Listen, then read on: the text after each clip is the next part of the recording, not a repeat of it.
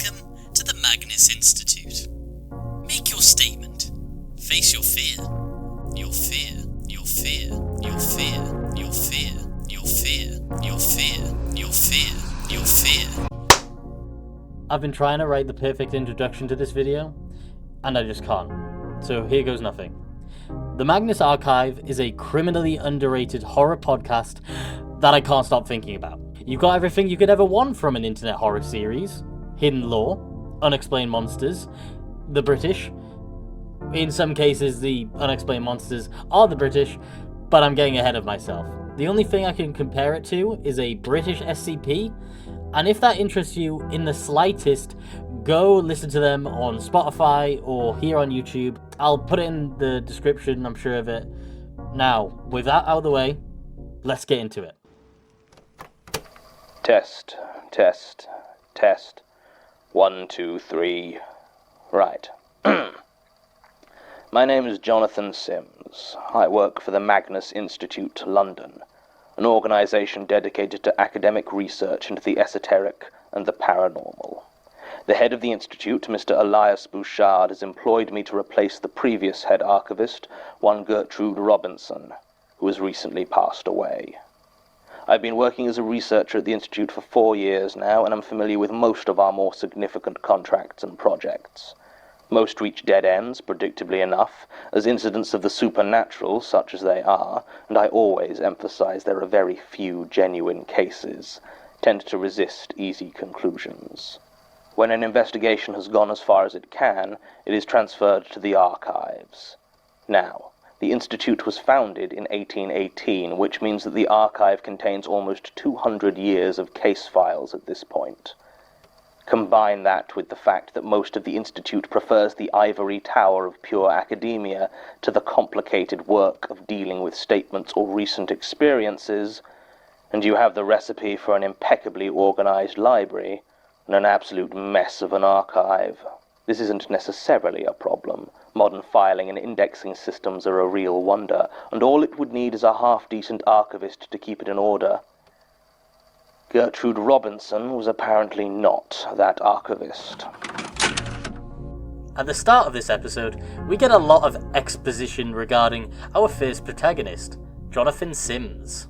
He's been working at the Magnus Institute of London previously as a researcher, but has recently been given the job of head archivist by the head of the institute, Mr. Elias Bouchard. For those that don't know what an archivist does, they preserve and manage historical and cultural materials and make them accessible to the public, in this case, preserving statements about the paranormal. This also may be the reason why you, the viewer, get to listen to these statements. In the canon of the Magnus Archives, you could be a researcher or a concerned citizen going through these public documents. Jonathan Sims, who I'll now call John from this point, goes on to say that the Magnus Institute was established on the 1818, meaning that there is more than 200 years of documents, case files, and statements to organise, as the previous archivist wasn't particularly good at a job. We may find out why she was so bad in the future. Let's keep going. From where I am sitting, I can see thousands of files, many spread loosely around the place, others crushed into unmarked boxes. A few have dates on them, or helpful labels such as 86-91G/H.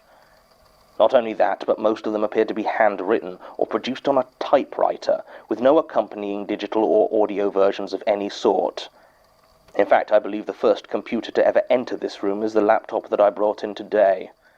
More importantly, it seems as though little of the actual investigations have been stored in the archives, so the only thing in most of the files are the statements themselves.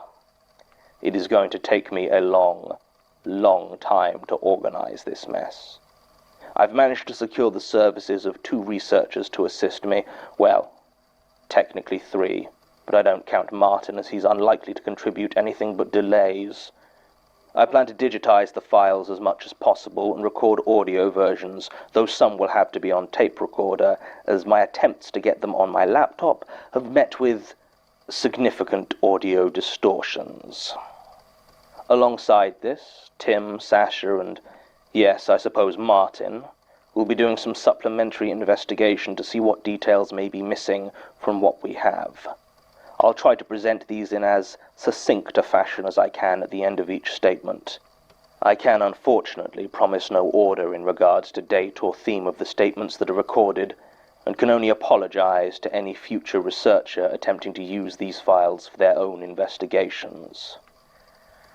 That's probably enough time spent making my excuses for the state of this place, and I suppose we have to begin somewhere. Yes, I know what it looks like. It looks like I've gone back to 2017 and got this old thing out of my attic, but it does serve a purpose in this video. So there are 200 episodes of the Magnus archive, and there's probably a lot more media surrounding it, so this is absolutely necessary for me. I'm going to be using this tier list to categorize each episode. Each episode's kind of monsters, whether I like the story, does it add to the overall world building of the Magnus archive. Hey, it'll be good for you too, because you'll see the best ones that I've rated, and you might go watch them. And if I rate something that's a bit, not so good, and you watch it and you think it's good, well, that's just my opinion, so deal with it. Episode 1. Anglerfish. John reads a statement from a man named Nathan Watts regarding an incident that happened at Old Fish Market Close. Nathan, after a long night of heavy drinking, celebrating his friend's acceptance to do a master's degree, admitted that he had a bit too much to drink and set off early for the night at 12 o'clock. He made the decision to walk down Old Fish Market Close, as it was the quickest route to his flat. Old Fish Market Close is a very steep street in Edinburgh.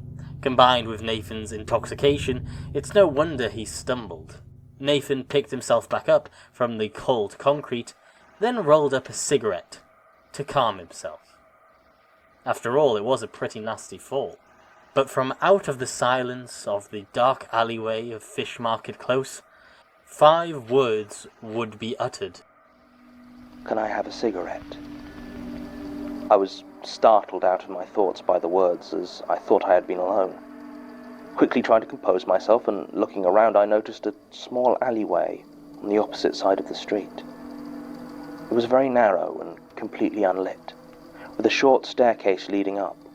I could see a light fixture a little way up the wall at its entrance, but it either wasn't working or wasn't turned on, meaning that beyond a few steps the alley was shrouded in total darkness. Stood there, a couple of stairs from the street, was a figure.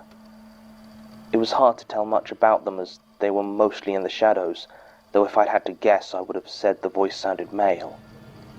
They seemed to sway ever so slightly as I watched, and I assumed that they, like me, were probably a little bit drunk.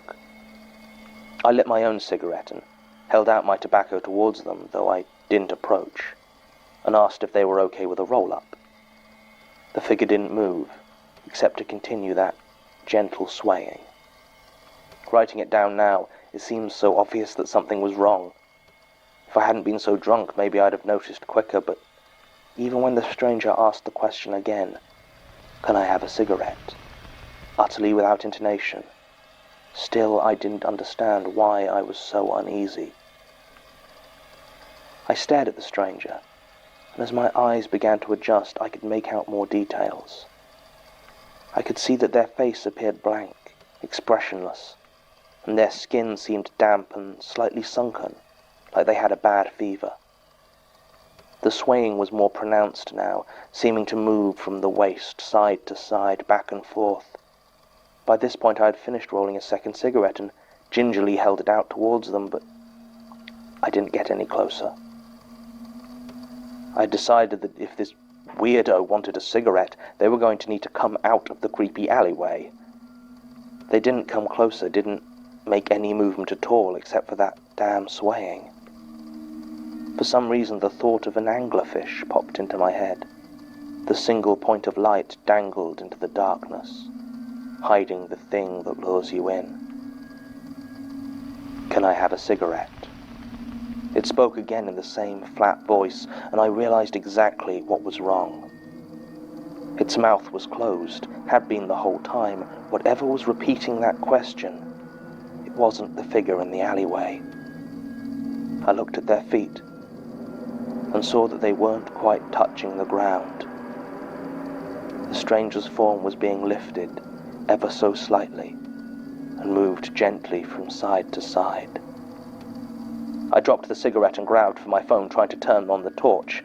I don't know why I didn't run or what I hoped to see in that alley, but I wanted to get a better look. As soon as I took out my phone, the figure disappeared. It sort of folded at the waist and vanished back into the darkness, as if a string had gone taut and pulled it back. I turned on the torch and stared into the alley, but I saw nothing. Just silence and darkness. I staggered back up to the Royal Mile, which still had lights and people, and found a taxi to take me home. I slept late the next day. I'd made sure I didn't have any lectures or classes, as I had intended to be sleeping off a heavy night of drinking, which I guess I was, although it was that bizarre encounter that kept playing in my mind. And so, after making my way through 2 liters of water, some painkillers, and a very greasy breakfast, I felt human enough to leave my flat and go to investigate the place in daylight. The result was unenlightening. There were no marks, no blood stains, nothing to indicate that the swaying figure had ever been there at all. The only thing I did find was an unsmoked Marlboro Red cigarette, lying just below the burned-out light fixture. Beyond that, I didn't really know what to do. I did as much research as I could on the place, but couldn't find anyone who'd had any experience similar to mine, and there didn't seem to be any folklore or urban legends I could find out about Old Fish Market Close. The few friends I'd told about what happened just assumed I'd been accosted by some stranger, and the alcohol had made it seem much weirder than it was. I tried to explain that I'd never had hallucinations while drunk, and that there was no way this guy had just been a normal person. But they always gave me one of those looks, halfway between pity and concern, and I'd shut up. I never did find out anything else about it. But a few days later I saw some missing person appeals go up around campus. Another student had disappeared. John Fellows his name was, though I didn't really know the guy and couldn't tell you much about him, except for 2 things that struck me as very important. He'd been at that same party and, as far as I remembered, had still been there when I left. The other was just that, well, on the photo they'd used for his missing persons appeal, I couldn't help but notice that there was a pack of Marlboro Red cigarettes poking out of his pocket. I haven't quit smoking, but I do find that I take a lot more taxis now if I find myself out too late. Statement ends. Now, I need to stop right there, because here is where the Magnus Archive is a bit different from other horror series. They will read the statements as if they're true and they have happened, and then the researchers will go out and check if these things could be corroborated. Like, was Ethan in Scotland at the time? Like, that he says, like, oh, he's saying that it happened in Scotland, so we have to go there and, verify it. Was he out with his friends on that party? Have people gone missing, like he's saying so? So they go and fact check everything that they say. And sometimes they leave ambiguity of whether something's happened, sometimes they don't. And it's kind of great, because now we can speculate, is this guy lying to us? Have we got an unreliable narrator? Or is this person telling the truth and no one's believing them because the evidence isn't there? Statement ends. The investigation at the time and the follow-up we've done over the last couple of days have found no evidence to corroborate Mr. Watt's account of his experience. I was initially inclined to refile this statement in the discredited section of the archive, a new category I've created that will, I suspect, be housing the majority of these files. However, Sasha did some digging into the police reports of the time, and it turns out that between 2005 and 2010, when Mr. Watt's encounter supposedly took place, there were 6 disappearances in and around the Old Fish Market Close. Jessica McEwen in November 2005, Sarah Baldwin in August 2006, Daniel Rawlings in December of the same year, then Ashley Dobson and Megan Shaw in May and June of 2008. Then finally, as Mr. Watts mentioned, John Fellows in March 2010. All 6 disappearances remain unsolved. Baldwin and Shaw were definitely smokers, but there's no evidence either way about the others, if they're even connected. Sasha did find one other thing, specifically in the case of Ashley Dobson. It was a copy of the last photograph taken by her phone and sent to her sister Siobhan. The caption was, "Check out this drunk creeper, LOL."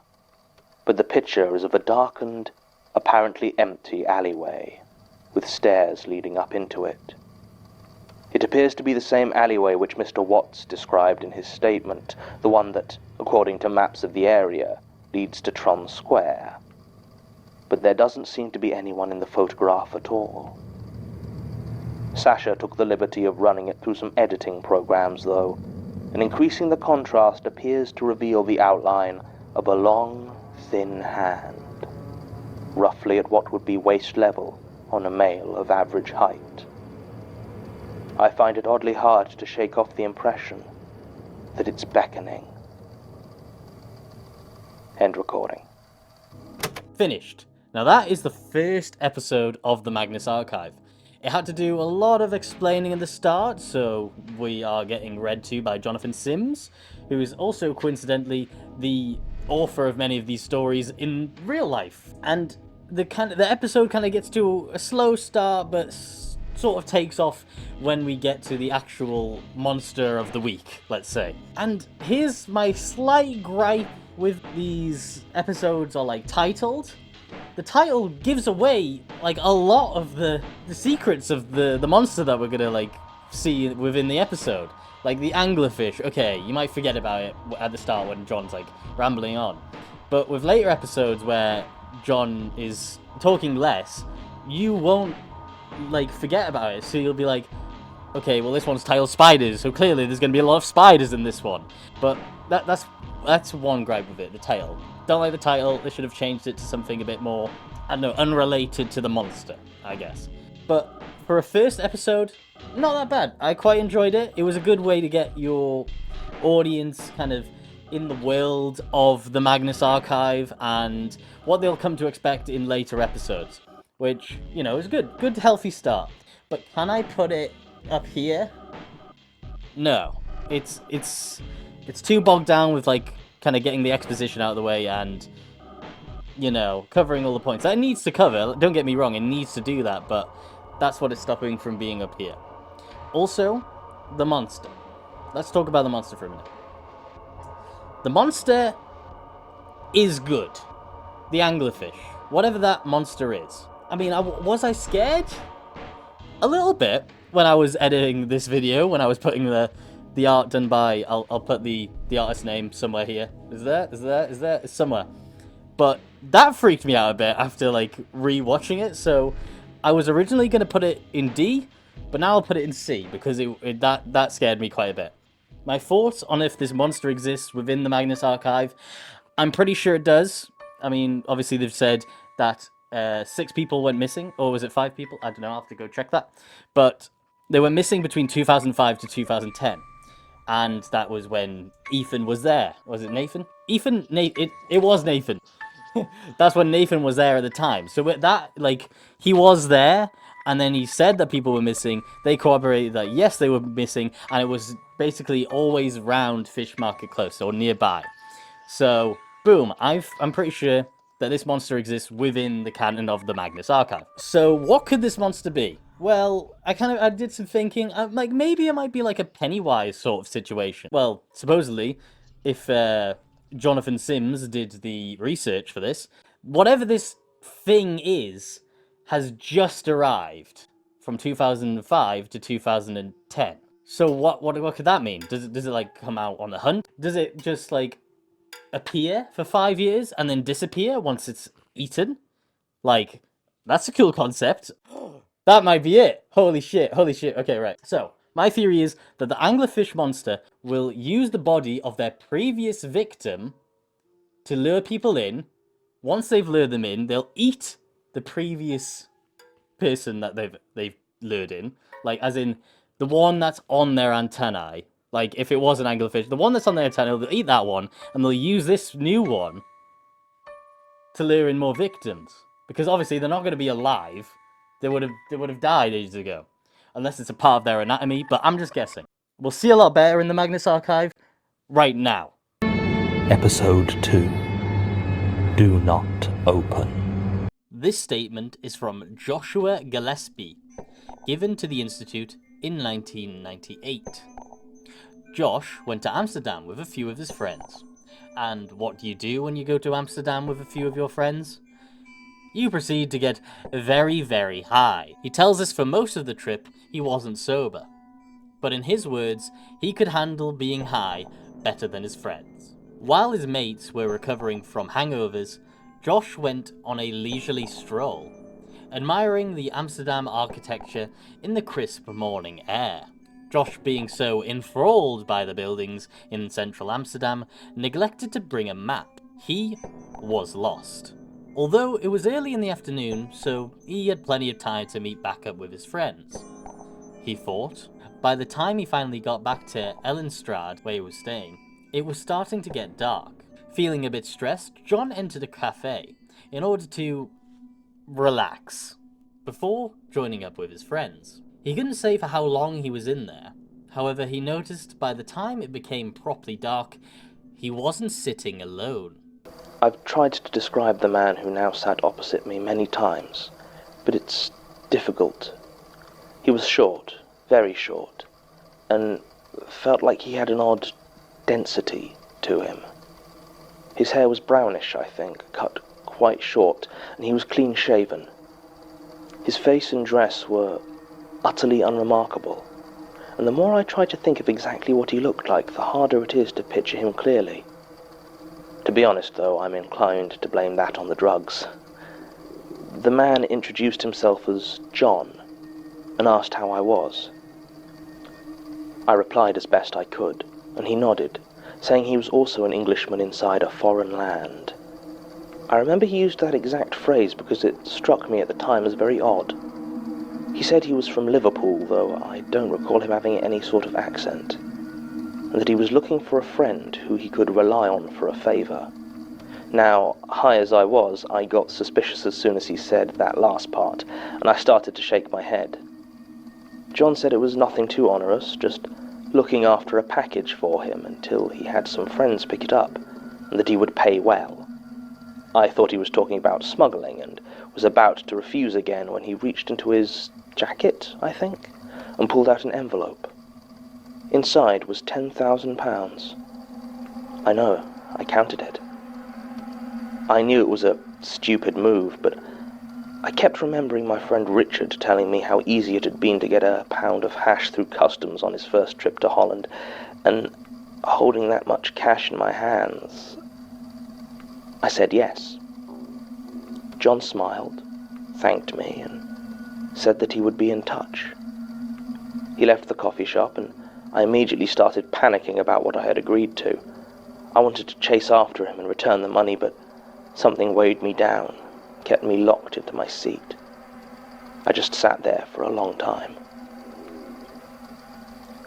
I don't remember much about the next few days except worrying about when I'd see John again.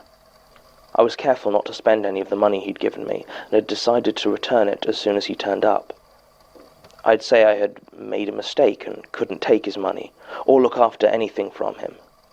I tried to enjoy myself, but it was like this shadow hanging over me, and I couldn't stop thinking about it. I waited for days, right up until the end of our trip, but he never showed up.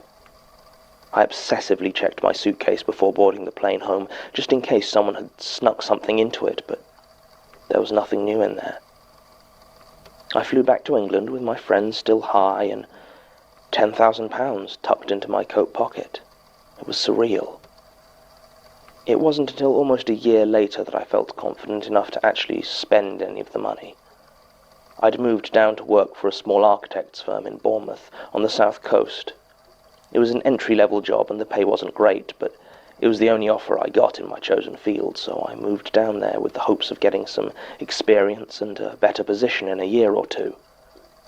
Bournemouth was a decent-sized seaside town, though much less idyllic than I'd assumed it would have been. But rents for a place of my own were a little bit out of my price range, given my starting pay grade. I didn't know anyone else down there and wasn't keen to share my space with strangers, so I decided to use some of the money I'd been given in Amsterdam the previous year. I reasoned they were unlikely to find me at this stage. I'd not given John any of my details when he spoke to me, not even my name. And if they hadn't been able to find me over the course of the last year, it was doubtful they'd be able to track me here. Also, if it had been drug smuggling, as I suspected, £10,000 probably wasn't so much money to them that they'd track me this far over it. Also, and looking back this sounds stupid, but I'd just grown a beard, and thought it would be hard for anyone to recognize me as the same guy, so I spent a bit of John's money on renting a nice one-bedroom flat in the Triangle, near the town centre, and moved in almost immediately. About a week later, I was in my kitchen cutting up some fruit for breakfast, and I heard the doorbell ring. I answered it to see two red-faced delivery men. Between them they carried an immense package, which they'd clearly had to manoeuvre up the narrow stairs of the building I lived in. They asked if I was Joshua Gillespie, and when I said yes, they said they had a delivery addressed to me, and pushed past into the hall. They didn't seem to be from any delivery company I knew, and they weren't wearing any uniforms. I tried to ask them some questions, but as soon as they'd placed the box on the floor, they turned around and walked out. They were both well over 6 feet tall and very imposing, so there was little I could have done to stop them leaving, even if I'd wanted to. The door slammed behind them, and I was left alone with this package. It was about 2 meters long, maybe 1 meter wide, and roughly the same deep. It was sealed with parcel tape, and written on the top was my name and address in thick, curving letters. But there was no return address or postmark of any sort. I was starting to risk being late for work at this point, but I decided I couldn't bring myself to leave without seeing what was inside, so I fetched the knife from my kitchen counter and cut the tape, keeping the box closed. Inside was a coffin. I don't know what I expected, but it wasn't that. My knife fell to the floor, and I just stared at it in mute surprise.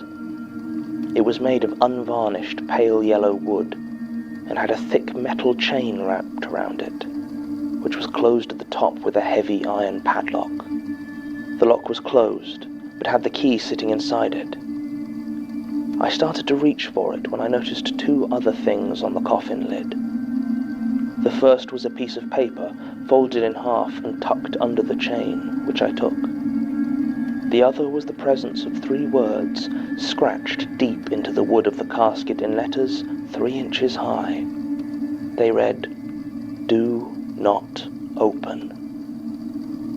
I withdrew my hand from the padlock slowly, unsure what I was supposed to do. At some point I must have sat down, as I found myself on the floor, propped up against the wall, staring at this bizarre thing that had inexplicably turned up at my home. I remembered the piece of paper at this point and unfolded it, but it simply read, "Delivered with gratitude, J." Strange as it sounds, it was only then I made the connection with the man I'd met in Amsterdam. He'd told me he wanted someone to look after a package for a while. Was this the package he was talking about? Was I to be looking after a corpse? Who was coming to pick it up? When? I called in sick to work, and just sat there, watching the coffin for what might have been minutes or might have been hours. I just had no idea what to do. Eventually I steeled myself and moved towards it, until my face was just inches away from the lid. I took a deep breath, trying to see if I could smell anything from inside. Nothing. If there was a dead body in there, it hadn't started to smell yet, not that I really knew what a dead body smelled like. It was early summer at this point, which would mean that they must have died recently, if there was a body in there at all. As I got up, my hand brushed the wood of the coffin, and I realized it was warm, very warm, like it had been lying in the sun for hours. Something about it made my flesh crawl slightly, and I withdrew my hand quickly. I decided to make a cup of tea. It was something of a relief standing next to the kettle, as from that angle I couldn't see the thing out in the hall. I could just ignore it. I didn't move even after I'd filled my mug. I just stood there, sipping my tea, not even noticing it was still far too hot to drink comfortably. When I finally got the nerve to step back out into the hall, the coffin still lay there, unmoving. I finally made a decision and, firmly gripping the padlock, I removed the key and placed it on the hall table next to the door. I then took hold of the coffin and chain and started to pull it further into my flat. It was weird to touch it. The wood still had that unsettling warmth to it, but the chain was as cold as you'd expect from a thick piece of iron, and apparently hadn't taken on any of the heat. I didn't have any cupboards with enough space to hold the thing, so in the end I just dragged it into my living room and pushed it up against the wall as out of the way as possible. I cut up the cardboard box it had been sealed in and put it with the rubbish outside. And just like that I had, apparently, started storing a coffin in my home. At the time, I think I assumed it was full of drugs, at least as far as I assumed anything about the situation. Why anyone would store something in such a noticeable way, or with a total stranger like me, these weren't questions I could even guess at an answer to. But I decided it was best to think about it as little as possible. For the next few days I avoided my living room, as I found being so close to the thing made me nervous.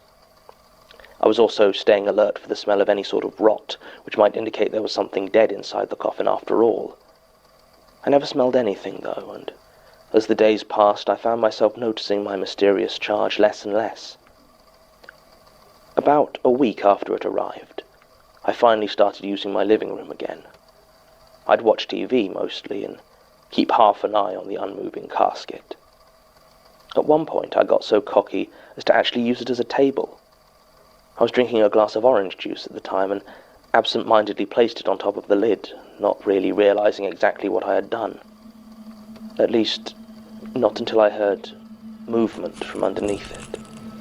I froze, listening intently and staring, willing myself to have been imagining things. But then it came again. A soft but insistent scratching, just below where I had placed my glass. It was slow and deliberate, and caused gentle ripples to spread across the surface of my juice. Needless to say, I was terrified. More than that, I was confused. The coffin had been lying in my living room, chained and unmoving, for well over a week at this point. If there had been anything living in there when it was delivered, it seemed unlikely it would still be alive. And why hadn't it made any sound before, if there was something in there capable of movement? I gently picked up my glass, and immediately the scratching stopped. I waited for some time, considering my options, before I placed it back down on the other end of the lid. It took about 4 seconds for the scratching to start up again, now more insistently. When I took the glass away this time, it didn't stop for another 5 minutes. I decided against doing any further experiments, and instead made the very deliberate decision to ignore it. I felt at that point I either needed to use the heavy iron key to open it and see for myself what was in there, or follow the gouged instruction and resolve myself to never look inside. Some might call me a coward, but I decided on the latter, that I would interact with it as little as possible while it lived in my house. Well, I guess lived may be the wrong term. I knew I'd made the right decision the next time it rained, and I heard the box begin to moan. It was a Saturday, and I was spending the day staying in and doing some light reading. I had few friends in Bournemouth. Something about having a mysterious coffin lying in my living room made me reluctant to make the sort of connections that might lead to people coming round, and so I spent most of my free time alone. I didn't watch a lot of television even before my living room was taken over with storing this thing, and so I now found myself sat in my room reading quite a lot. I remember I'd just started Michael Crichton's The Lost World at the time, and it started raining outside. It was a hard, heavy rain, the sort that falls straight down with no wind to disturb it until everything is dark and wet. It was barely past midday, but I remember the sky was so overcast and gloomy that I had to get up to turn on the light. And that was when I heard it.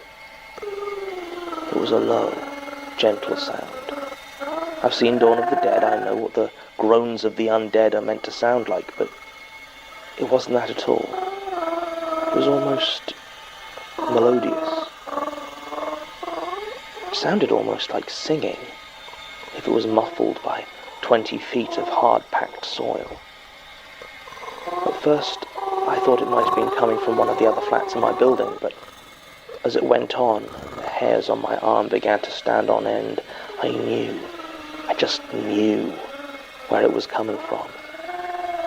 I walked to the living room and stood in the doorway, watching as the sealed wooden box continued to moan its soft, musical sound out of the rain.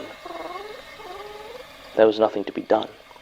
I'd made my decision not to open it, and this certainly did not make me want to reconsider that. So I just went back to my bedroom, put on some music, and turned it up loud enough to drown out the sounds. And so it continued for a few months. Whatever was in the casket would scratch at anything placed on top of it and moan whenever it rained, and that was that. I suppose it goes to show that you can get used to anything if you have to, no matter how bizarre. I occasionally considered trying to get rid of it or finding people like you guys to investigate, but in the end I decided that I was actually more afraid of whoever was responsible for entrusting me with the coffin than I was of the actual coffin itself. So I kept it secret. The only thing that worried me was sleeping. I think it gave me bad dreams. I don't remember my dreams, never have, and if I was getting nightmares, they were no different. I didn't remember them, and I certainly don't now. But I know I kept waking up in a panic, clutching at my throat and struggling to breathe. I also started sleepwalking. The first time that happened, it was the cold that woke me up. It was the middle of winter, and I tend not to keep the heating on when I'm asleep. It took me a few seconds to fully process where I was. I was standing in the dark in my living room, over the coffin.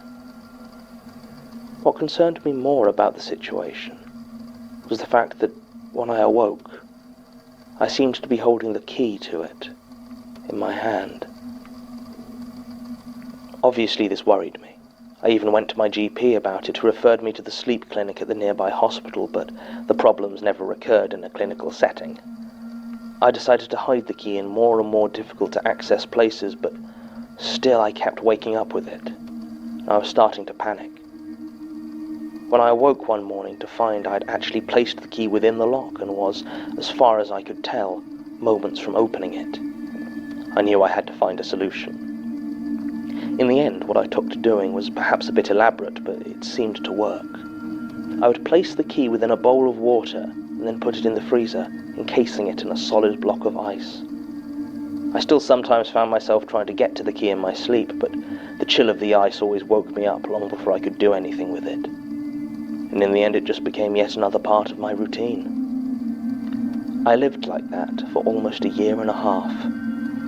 It's funny how fear can just become as routine as hunger. At a certain point, I just accepted it. My first clue that my time keeping the coffin was coming to an end was when it began to rain and there was silence. I didn't notice at first, as my habit at that point had been to put on the music as soon as the weather began to turn. But after a few minutes, I realized that there wasn't anything to drown out.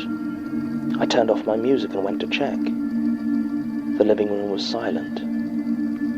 Then came a knock at the door. The sound was light and unobtrusive, but it rang out like thunder in the quiet flat. I knew what I'd see as soon as I opened the door, and I was right. John and the 2 delivery men stood there. I wasn't surprised to see them, as I say, but they actually seemed quite surprised to see me. John had to take a second to look me up and down, almost in disbelief, as I asked if they'd come to collect their coffin. He said that they had, and he hoped it hadn't been too much trouble. I told him where he could stick it, and he didn't seem to have an answer for that. He did seem genuinely impressed, however, when I got the key out of the freezer. I didn't even try to thaw it. I was so eager to have this thing out of my life that I just dropped the bowl of ice on the floor and shattered it. I watched as John picked the icy key off the floor, and I told them it was in the living room. I didn't follow them. I didn't want to see what they did with the coffin. I didn't want to see if they opened it. And when the screaming started, I didn't want to see who was screaming or why. I only left the kitchen when the 2 delivery men carried the coffin past the door. I followed them down the stairs and watched in the pouring rain as they locked it into a small van marked Beacon and Hope Deliveries. Then they drove away. There was no sign of John. That was the last I heard of it. I got a new job and moved to London shortly afterwards. And now I just try not to think about it too much. Statement ends. It's always nice to hear that my hometown is not entirely devoid of odd occurrences and eerie stories. Ice cream, beaches, and boredom are all very well, but I'm glad to hear Bournemouth has at least a few apparitions to call its own. That said, the fact is Mr. Gillespie's statement starts with drug use and continues on with the lack of corroborating witnesses being a central theme, which means that an eerie story is all that it is. When the Institute first investigated, it doesn't look like they were able to find a single piece of evidence to support the existence of this scratched coffin. And to be honest, I didn't think it was worth wasting anyone's time over now, nearly 20 years later. That said, I did mention it to Tim yesterday, and apparently he did some digging of his own. Beacon and Hope did in fact exist, and were a courier service that operated until 2009 when they went into liquidation. They were based in Nottingham, however, significantly north of Bournemouth, and if they kept records of their deliveries, they are no longer available. What is interesting, however, is the address Mr. Gillespie provided for the flat this all took place in. The housing association that ran it does keep extensive records on the tenants that have lived in their buildings going back some 40 or 50 years. From what Tim could find, it appears that for the 2 years of his residence, Mr. Gillespie was the only person living in that entire building, with the other 7 flats being utterly vacant. Nobody moved in following his departure, and the building was sold to a developer and demolished shortly after this statement was originally given. Predictably, no one who worked for that housing association in the 90s is still there, and despite Tim's best efforts, we could get no explanation for why, in a building of that size, Mr. Gillespie spent almost 2 years living alone, save for an old wooden coffin. Recording ends. Okay. So, first things first. That's right, S tier. Woo, baby! This is a masterpiece of an episode. I can't say enough good things about this. There's just so much mystery to it. First of all, why is this man in Amsterdam and trying to get me to hold this coffin? Also, if it says don't open, like inscribed on the coffin, why did the guy give him a key? This is just speculation, I'm just theory crafting. Why would he be given the key if it says do not open unless the guy wanted him to open the coffin? And that's what makes this episode so good. The deeper mystery that we can solve. I'm pretty sure we have solved it in this next segment. There is a lot of little details that if you didn't pick up on, that's fine. I didn't pick up on them until I painstakingly edited this video. But the more you look into it, the more things start to kind of piece themselves together. I think I figured out what this monster is. It's to do with liquids. Whatever is inside of the coffin either hates or loves liquids. I'm weighing on the side of loves, but I'll tell you that in a second. Our second clue is when it rains. Whenever it rains, the coffin will start to groan. But the groaning is in the form of a weird kind of song that Josh has never heard before. And that's our second clue. This clue is probably the most important. What sings when it's raining at a seaside town? A siren. Sirens would sing, and sailors would be so enthralled by the music that they would crash into the rocks, unaliving themselves, and the sirens then got to eat the sailors. And there is the third hint. What does the thing inside of the coffin try to make Josh do? It tries to make him unlock the coffin. How does he do that? And that is the big question. How? I'm guessing through the singing. And I think the siren is trying to unlock the coffin so it can get out and maybe kill him. So the siren is trying to kill Josh when he opens it, which is understandable because it's a siren and Josh is a man and it's their natural, let's say, diet. So why did the stranger give him a key? Obviously to feed the fucking thing. I don't know why he's trying to feed this siren. The delivery company that he's using to deliver it and then take it away is called Beacon and Hope Delivery. Well, that sounds like a fucking lighthouse, doesn't it? Hey, future gonna me here. So I kind of went on a schizophrenic rant and it didn't make a lot of sense. So let me give you the rundown of my thought process. So I'm thinking sirens, where are sirens at? They're usually on rocks, calling to sailors so that they'll die, near lighthouses. The lighthouses would warn you that there are sirens there, but also that there are rocks there. So I was kind of tying it into that. And where are lighthouses usually? At seaside towns, you know. It made sense in my brain, but it may not have come across so eloquently spoken. Anyway, back to regular Gonomy. I'm going to call him John Coffin. Is John Coffin a siren keeper, I guess? Or a siren, like, tamer? A siren pet owner? I don't know. It's all very mysterious. I love to try and fit these puzzle pieces into my brain. The fact that they don't quite keeps my brain, like, really active, and I love that. So this is, like, 10 out of 10, best episode anyway. But is this story true? It's hard to say. It's not completely definite. Am I, like, 100% believing that it's canon to the Magnus archive? Like, does this monster exist? I'm still a bit unsure. But I might... We'll put it close. We'll put it in the middle, let's say. Let's put it in the middle. It's plausible that it'll exist. They did say that John was living in a house for 1.5 years, and he didn't find that odd that he didn't have any neighbors. But yeah, a solid episode. I thoroughly enjoyed editing it. It was very good. But yeah, on to the next one. Episode 3. Across the Street. This statement is from Amy Patel regarding the alleged disappearance of Graham Folger. The statement was given in 2007. Amy tells us how she met Graham 2 years ago at a night class studying criminology. She was an associate compliance analyst wanting to spice up her life by doing this course. Amy initially found Graham's appearance off-putting. He was a chain smoker and often wore far too much deodorant to cover up this fact. She noticed Graham would always be writing in his notebook, even when the lecturer wasn't covering that much material. Regardless, he would always find a way to fill up his A5 notebook.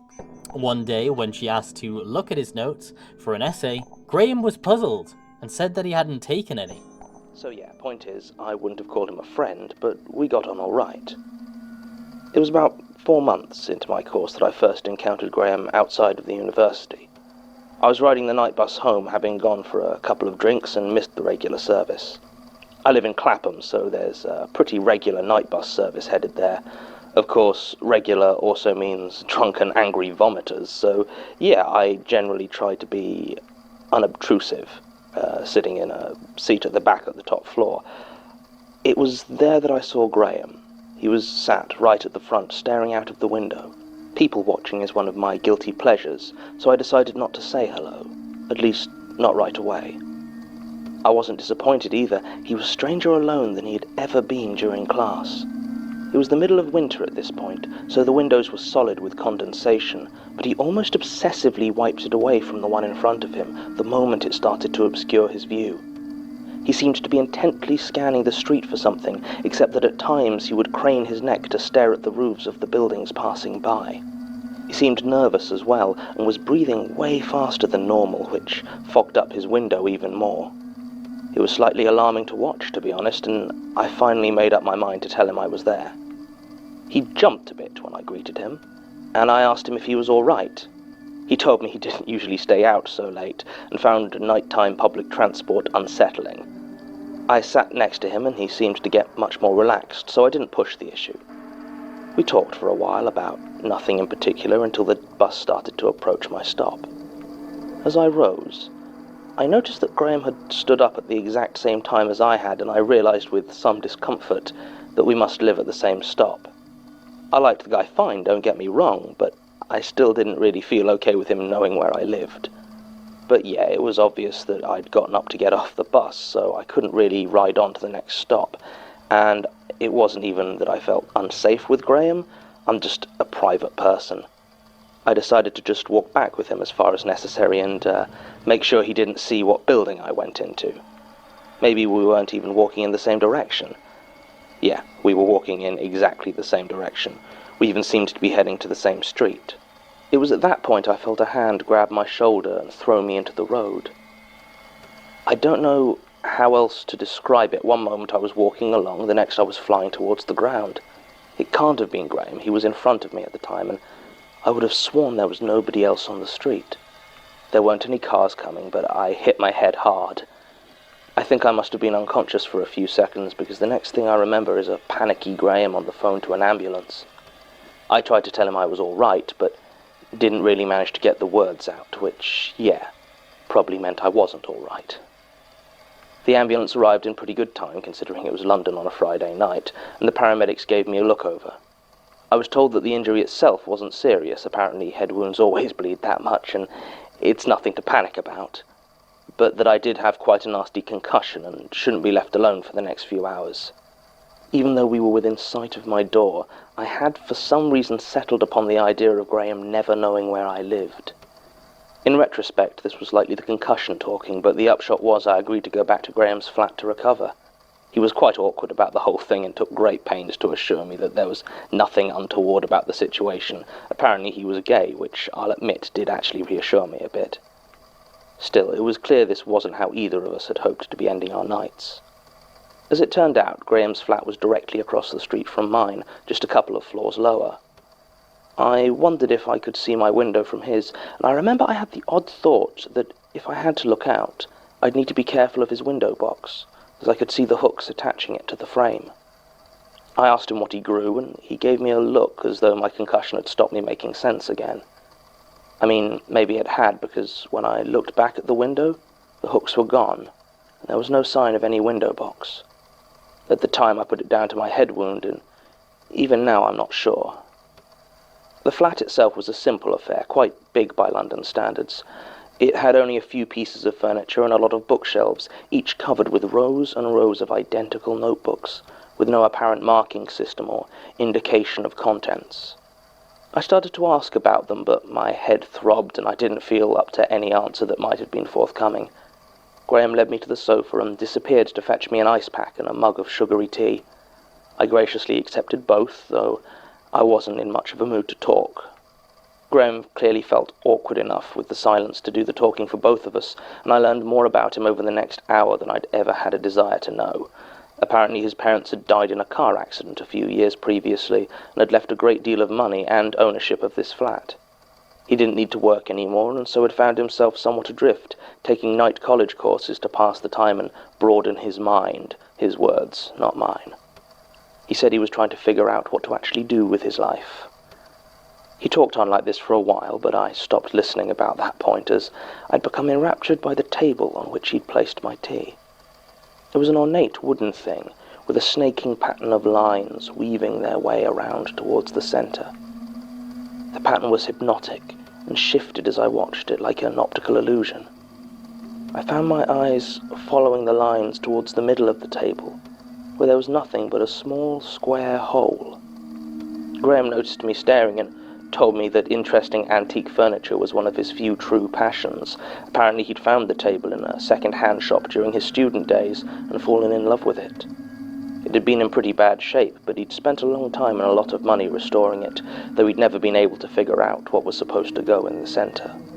He assumed it was a separate piece and couldn't track it down. And yeah, like most of his conversation, I'd have found it dull even if I wasn't concussed.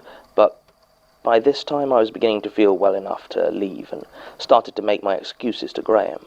He expressed his concern, said it hadn't been long enough as the medics suggested, but if I had to, well, you get the picture. In the end I did leave, as I kept getting lost in the lines of the table, and the pipes outside of the window made such a weird noise that I didn't think staying was actually going to help me recover. I went straight home, making sure Graham couldn't see me from his window, and spent a few hours watching TV until I recovered enough to go to sleep. By the time I woke up the next morning I was feeling more or less okay, though I kept a plaster on the cut on my forehead and tried not to think too much about the previous night. One evening, a few days later though, I found myself staring out of my window, the one that faced the street, and I remembered how close Graham lived. I looked to see if I could figure out which window was his, and yeah, sure enough, there it was. It was actually a remarkably clear view of his flat, and I could see him sat on the sofa, reading one of the notebooks from his bookshelves. I realized that if I could see him so clearly, he could likely see me just as well if he chose to look up, and with some remnant of my apprehension from that Friday, I decided to turn off the light in my flat, so he wouldn't see me if he looked up. And then I went back to watching him. Yeah, I know that sounds creepy. It really wasn't meant to be. I said earlier that I really enjoy people watching, and regardless of how boring he may have been to speak to, Graham was weirdly compelling to watch. So that's just what I did. And not just that night either. Yeah, there's no non-sinister way to say that watching Graham became my hobby. It was strange, I'll admit it, but I just couldn't stop myself. I reasoned it wasn't watching him with any purpose or malice in mind. It was purely out of a detached interest in his life. And in my defense, I would have stopped a lot sooner if it hadn't been for the bizarre things he would do. He would constantly reorder his journals, without any apparent system of organization, most of the time without even opening them. Sometimes, he would grab an apparently random notebook from the shelves and start scribbling in it, even though I could see that the page was already covered in writing. Once, and I swear this is true, I saw him take one of his notebooks and start to tear out the pages one at a time. And then, slowly and deliberately, he ate them. It must have taken him 3 hours to get through the whole book, but he didn't stop or pause. He just kept going. Even when he wasn't doing anything with the notebooks, there was an odd energy to him. From what I could see, he was constantly on edge and jumped every time any loud noise passed on the street below. A police siren, a breaking bottle. Hell, I even saw him freak out over an ice cream truck once. Each time he'd leap to his feet, run to the window and start looking out, wildly craning his neck from side to side. Sometimes he'd look up, but I'd learned his patterns well enough to avoid being spotted. Then, all at once, he'd decide that there was no problem and go back to whatever he was doing before. And by whatever he was doing before, yeah, I mean nothing. He apparently didn't have a television or a computer. The only books he seemed to own were his own notebooks, and I only ever saw him eat takeaway food. I don't know how many times I watched him eat the same pizza, pepperoni with jalapeno peppers and anchovies. Yeah, I know. But the rest of the time he just sat there, smoking, sometimes looking into space, sometimes staring at that wooden table of his. And yeah, I remembered the pattern was kind of hypnotic, and I spent more than a couple of minutes staring at it myself when I was there, but he did almost nothing else. Who knows?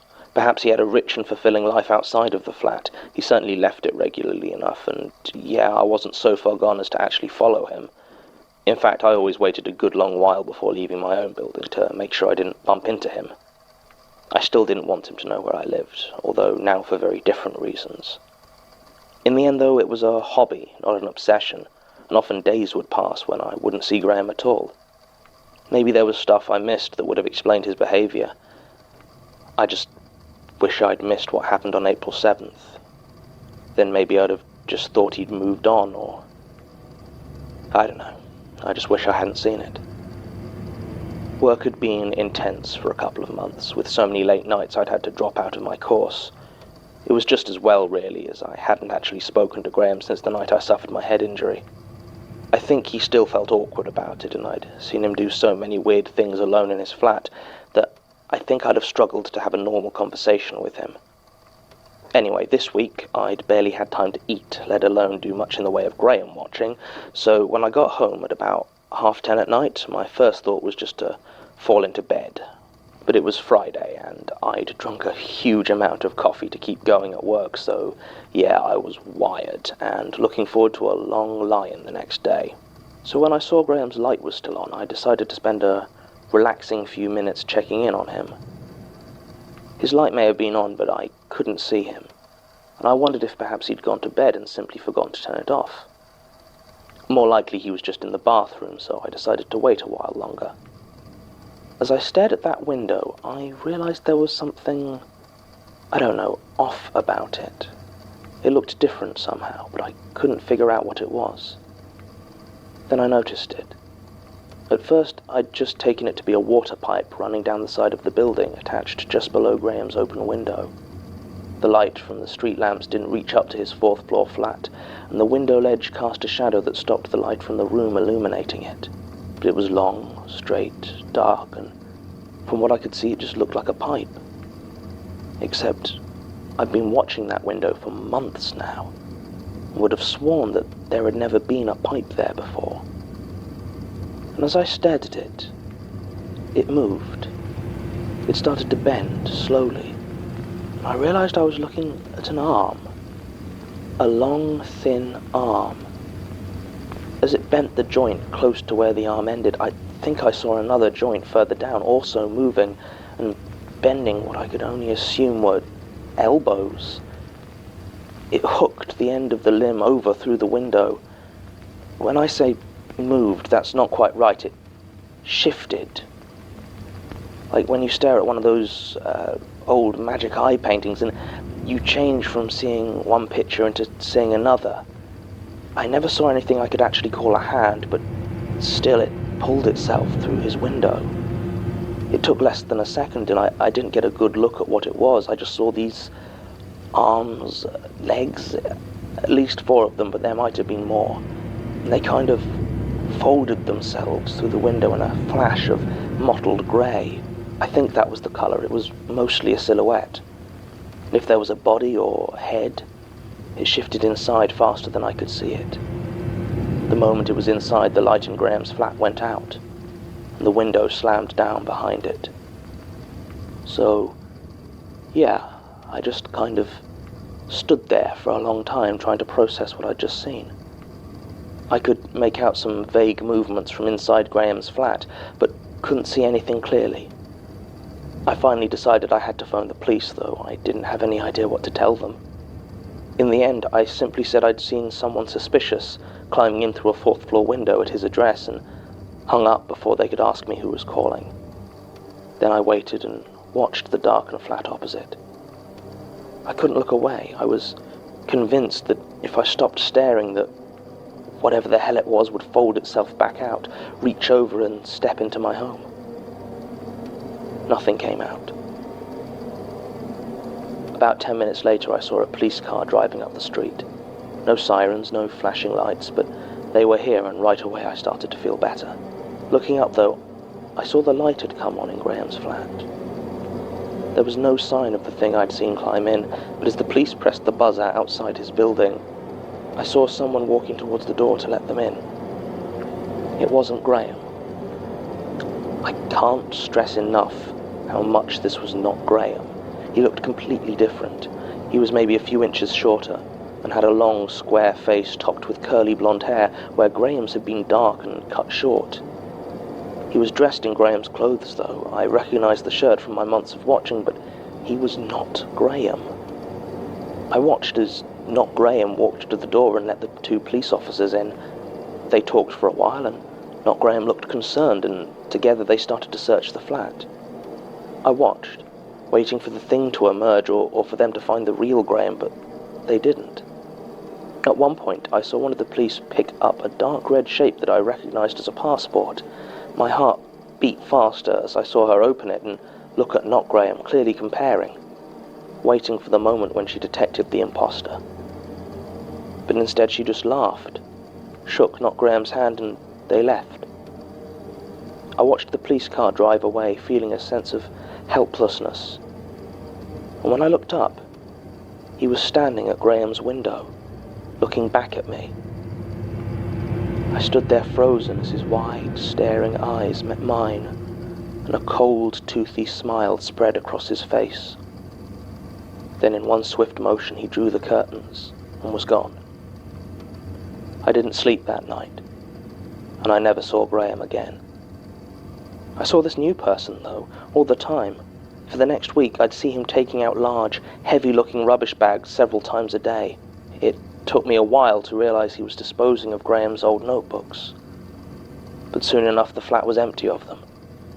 I think he did other redecorating, but I never got a good look, as the only time he had his curtains open was when he was staring intently at my flat, which he now did every night. I tried to find evidence of the old Graham, but anything I could find online with a picture, it was always a picture of this new person. I even asked some of my old classmates, but none of them seemed to remember him at all. Eventually I moved. I really liked my old place in Clapham, but yeah, it just got too much. The last straw was when I was leaving for work one morning, and didn't realize until too late that not Graham had left his building at the same time. He greeted me by name, and his voice was nothing like it should have been. I started to make my excuses and hurry away, but he just stared at me and smiled. "Isn't it funny, Amy, how you can live so near and never notice? I'll need to return the visit someday." I moved out a week later, and I never saw him again. Statement ends. I'd be tempted to dismiss this as hallucination resulting from long-term head trauma complications, but Tim came through with this one and managed to get hold of Ms. Patel's medical records. God knows how he got them, but he better not be using Institute funds to woo filing clerks again. The records just don't support the idea she was suffering those sort of problems.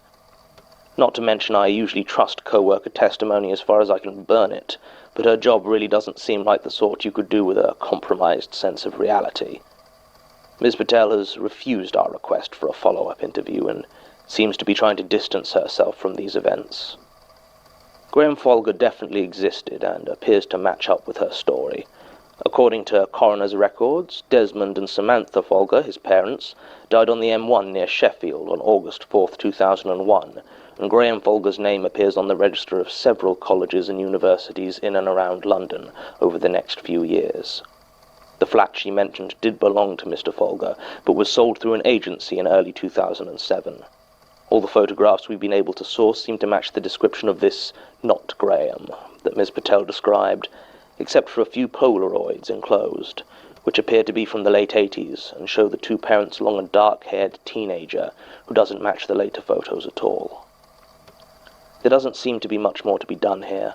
Ms. Patel, like so many of our subjects, seems to have been more interested in giving her statement as a form of personal closure, rather than as the start of a serious investigation. She wasn't even interested when Sasha told her we'd managed to locate what we believed to be one of Graham Folger's journals. Doubt it would have done much good. It just says the same thing on every page. The words, "Keep watching," over and over again. Recording ends. So, episode 3. I am displeased. Not a big fan of episode 3, not gonna lie. I feel like there are mysteries in it, but they're so bloody complicated that I can't solve it or figure out what this thing is. So this is getting a womp womp D tier. But the art that I used in this video is from, let me put the artist name here, now down there, now cover the entire screen. Everyone got that? Everyone go check them out, they're pretty cool. But the contents of the episode, not for me, I'm gonna say. It might be, you might have enjoyed it. I didn't fuck with it. It lost me. It just lost me. I don't like this one. There's nothing more I could say about it, really. Yeah, there's nothing I can say about it. It's just not that great. Okay, so I'm trying to think about what this could be, what this kind of lanky thing that crawls inside your house and then becomes you. But the you that it becomes is nothing like you. It's completely different. And then people just kind of accept that, oh yeah, Oh yeah, that's Graham. Graham loves the way that he is now. He used to be black-haired, but now he's got a cool blonde hair and it's all curly, and we're just gonna accept that. Unless theory time. Bing bing bing bing bing. Theory time! Okay. Whatever this monster is, I'm gonna give it a modus operandi. I'm gonna give it an MO. I think this thing, whatever it is, this entity, targets people that are forgettable. Let's remember that his parents have died. So they're not going to remember him, because they're dead.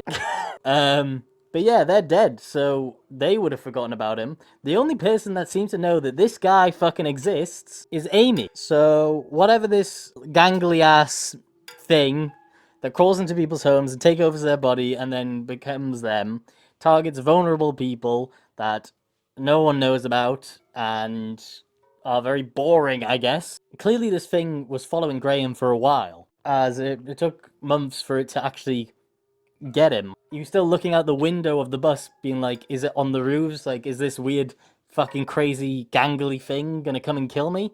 So clearly he knew of its presence, but just didn't tell anyone, because, well, he didn't have anyone to tell. Why was he writing in his notebook just the same thing over and over and over again? I don't get that. Clearly he wasn't getting any sleep, as Amy stated. So was he just constantly trying to stay awake? I don't know. Why was he eating the paper? Why was he just scoffing paper in his room? I don't have any kind of theories about this thing. It doesn't really have any impact on the overall narrative of the Magnus Archive. Unless I've completely missed something huge, and you can go and correct me in the comments below. Give me your theory. I have no idea what's going on in this one. The fact that they allude to the table being very winding and moving, and there's something in the middle that is supposed to slot in like a square. I don't know, maybe someone else can enlighten me about this, because I am completely in the dark about this whole thing. So is this true? I think, yeah, it's probably true. Even though she had a concussion, she was still working at her analyst job. So clearly her brain was okay enough to work and okay enough to give a well thought out statement and not perceive anything schizophrenically, let's say. The fact that they found images of the old Graham means that, yeah, this guy definitely existed because they have a picture of him. I know it's looking rather full this way, but, you know, we'll start to fill up this one when I become a bit more confident with something not being true. Okay, on to the next one. Episode 4. Page Turner. This is a statement from Dominic Swain regarding a book in his possession in the winter of 2012. He starts his statement by telling us he works as a theatre technician and isn't some crazy person that just wandered off the street to give us this statement. At some time in the past, Dominic ends up in Notting Hill Gate looking for some time to kill. He recalls that there is a charity shop nearby where he procured his favourite military tunic. Dom enters the charity shop and spots an old-looking book. The book seemed to be bound in calf leather with no title on the front. However, on the spine of the book, embossed in faded gold letters, were the words Ex Altiora. Dom translates the title from Latin to English as From Higher, or Out of the Heights. He opens the book to find its contents entirely written in Latin, apart from the front's bookplate, which reads, From the Library of Jürgen Leitner. Dom flicks through the book some more and finds several black and white illustrations of cliffs and mountains. But when looking at the illustration of the night sky, he began to feel like he was falling into it. A brief moment of vertigo overcame him, nearly dropping the book. This wasn't enough to dissuade him, though. Why wouldn't he buy it? It was a steal at £5. Even if he couldn't translate it that well, he could always sell it on for more than he originally paid for it. Dom forks over £5 for this strange little book, then rushed off to see his old friend perform on stage. During the performance, he was getting the faintest smell of ozone. No one else seemed to notice it, so it must have just been his mind playing tricks on him. After the performance, he showed the strange little book to his friend. She said it looked valuable, and that he should take it to be appraised, though she didn't look at it for too long as the pictures were triggering her vertigo for some reason. Dom did some digging. Latin fell out of favour as the language for academic texts in the 18th century, but the book didn't look old enough to be an academic text. Since then, Latin was only used for religious texts. But then again, it didn't look like this ex altiora was full of prayers either. He looked up the name Jürgen Leitner, and the only thing of relevance was an old eBay listing from 2007. The auction was titled Key of Solomon, 1863, owned by McGregor Matthews and Jürgen Leitner. The auction was won by G.R. Bookworm, 1818. Now, where have we heard the year 1818? We'll have to come back to that. He rang up book dealers and they appraised it to be about 100 to 150 years old, but couldn't tell him anything about it. But the last bookseller knew the name Jürgen Leitner. Apparently, Jürgen Leitner often did dealings with a shop called Pinhole Books in Morton. He was given the details of one Mary Key who owned it. During another performance, there it was again. Ozone. But the smell was even stronger, almost threatening to topple Dom over. He didn't stay for the cast party afterwards, instead walking down the street to clear his head in the cold November air. I don't know how long I walked for. It must have been hours, but it felt right, like it was all I could do. Walking felt as natural as falling. It was only when a man shouted at me for almost walking into him that I stopped and took stock of my surroundings. I had no idea where I was. I took out my phone to find the nearest station and saw that I was only a street away from Morden. I felt dizzy all of a sudden, and when I looked at the building I was stood in front of, I was not in the least bit surprised to see a brass plaque reading, Pinhole Books, by appointment only, next to an unmarked door of dark-stained wood. I rang the doorbell and waited. The woman who opened the door wasn't at all what I was expecting. She was very old and painfully thin, but her head was completely clean-shaven, and every square inch of skin I could see was tattooed over with closely written words in a script I didn't recognize. She stood at the bottom of a flight of stairs, and from the top I could hear the sound of death metal blaring out of some powerful speakers.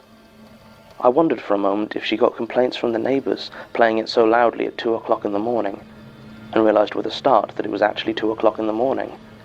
I apologized for disturbing her so late and asked if she was Mary Key. She just snorted and asked in a decidedly unfriendly manner if I had an appointment. I reached into my bag and pulled out Ex Altiora, opening it to show Leitner's name on the bookplate. At this, her eyes seemed to light up, and she turned around to walk up the stairs. She didn't shut the door behind her, so I took this as an invitation and followed her up.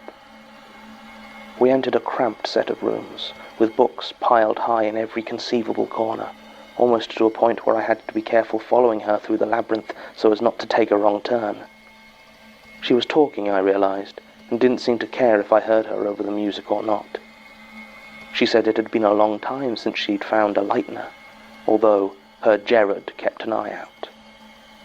She gave no elaboration as to who her Gerard might have been. This strange old woman didn't seem interested in actually reading or looking at my book in depth, but asked instead if I wanted to see hers. I just nodded. I was out of my depth here, but I had no idea what in. I just knew that I hadn't smelled ozone since I arrived. I followed Mary Key into a dingy study. It was small to begin with, but every wall was completely covered with packed bookshelves, crowding even further into the space. Immediately my host began to scan them intently, muttering to herself about where he would have put it. I stood there awkwardly, not wanting to stare at the old woman, but also hesitant to do anything else. Aside from the bookshelves, there was little in the room other than a worn desk with a very old-looking chair behind it. The desk was covered with papers, as well as fishing wire and a safety razor. I think it says something about my state of mind at this point, that I didn't even give those items a second thought at the time. Instead, my attention was fixed on a picture, attached to the one small area of wall not covered by bookshelves. It was a painting of an eye, very detailed, and at first I would have said almost photorealistic. But the more I looked at it, the more I saw the patterns and symmetries that formed into a single image, till I was so focused on them that I started to have difficulty seeing the eye itself. Written below it were 3 lines in fine green calligraphy. Grant us the sight that we may not know. Grant us the scent that we may not catch. Grant us the sound that we may not call. At this point Mary Key returned with 2 cups of tea. I hadn't even noticed her leave, nor had I requested the cup of black tea she pressed into my hand. She asked if I liked the painting, and told me that her Gerard had done it. Said he was a very talented artist. I mumbled something approving, I don't remember exactly what, and looked at the cup of tea in my hand. She hadn't offered me any milk, and was now busily searching the shelves again, her own cup forgotten on the desk. I tried to drink the stuff out of politeness, but it tasted foul, like dust and smoke. I think it might have once been Lapsang Souchong, but if so, it must have been years old. Finally, Mary seemed to find the book she was looking for and took it from the shelf. She handed me a book that, at first glance, appeared to be almost identical to my copy of Exaltiora, except that the leather was in slightly better condition. There was no title on this one, but opening it, I could see that it was written in letters I didn't recognize. There were no illustrations in this book, and the only English words I could find were on the bookplate from the library of Jürgen Leitner, just like mine.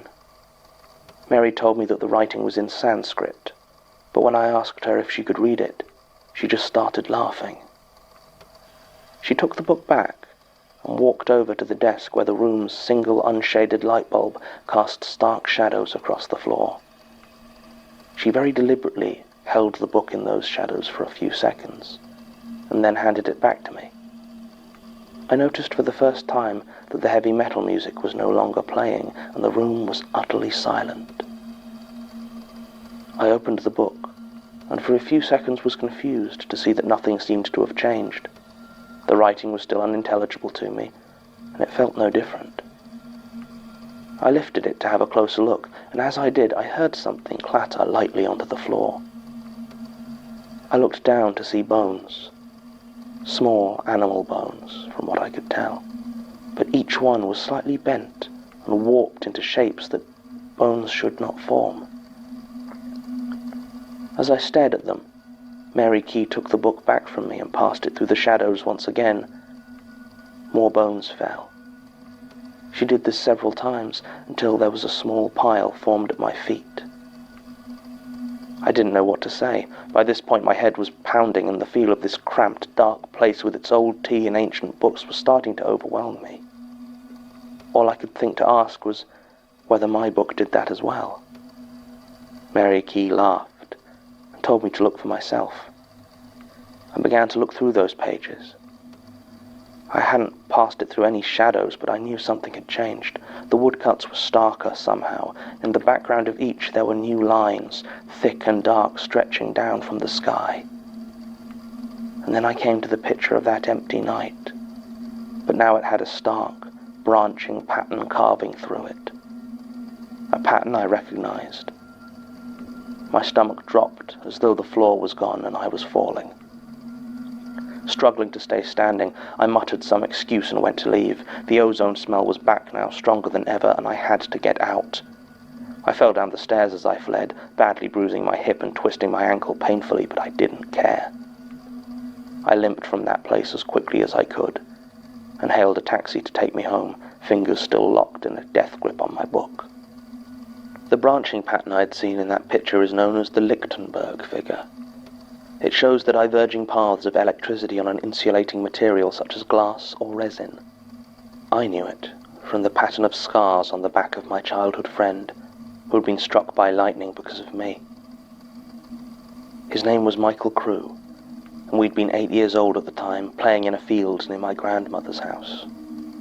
When the storm hit, Michael had said that we should go inside, but I wanted to keep playing in the rain. I said that to him, and he just sighed and told me all right. It was as he said these words that he was struck. The sound when it happened was so loud that it drowned out his screams completely. but it was the smell that really stayed with me. That powerful ozone smell, cut through with the scent of cooking meat. Michael survived in the end, but the scar, that branching Lichtenberg scar, stayed with him for the rest of his life. When I got home, it took all of my concentration to get up the stairs, and when I finally made it onto my sofa, I couldn't shake that feeling as though I was falling, and the smell was so strong I could hardly breathe. I didn't look at the book. I just lay there. I felt as though I was waiting for something, but I had no idea what. By the time the knock on the door finally came, I was almost feeling composed enough to answer. Almost. It still took me almost 5 minutes to work up the nerve to open it. The knock did not come again, but I was positive that whatever was on the other side had not gone away. I reached over, grasped the handle, and pulled the door open. Stood just over the threshold was a man in a long, dark leather coat. His hair was dyed an artificial black, and he had the unshaven look of someone who hadn't slept in a couple of days. I asked him if he was Jared Key. He said that he was, and told me he'd like to see my book. I nodded silently, and he followed me inside, closing the door behind him. I took out the book and placed it on the table. Jared studied it for some time, but did not touch it. Finally he nodded and offered to buy it from me for £5,000. I almost laughed when he said that. I would have sold it for a fraction of the amount. I might even have given it away, if it wasn't for the feeling that that wouldn't count, somehow. It's hard to explain. I didn't care what he planned to do with it, I just wanted to get rid of it. And so I agreed. Jared didn't seem exactly happy at the news. He just nodded gravely and headed towards the door, saying he'd need to get the money in return. I didn't try to stop him. He left, closing the door behind him, and I was alone once again.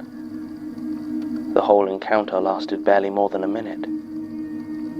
I sat there, waiting in silence for him to return. It was awful, and I needed to find some way to distract myself from the creeping smell, so I decided to get out my computer and see what I could find out about Jared and Mary Key. Typing in their names, I don't know what sort of thing it was that I expected to find, but it certainly wasn't a news article from 2008 about Mary Key's murder. Police had broken in late September, after neighbours complained about the smell and found her lying dead in the study.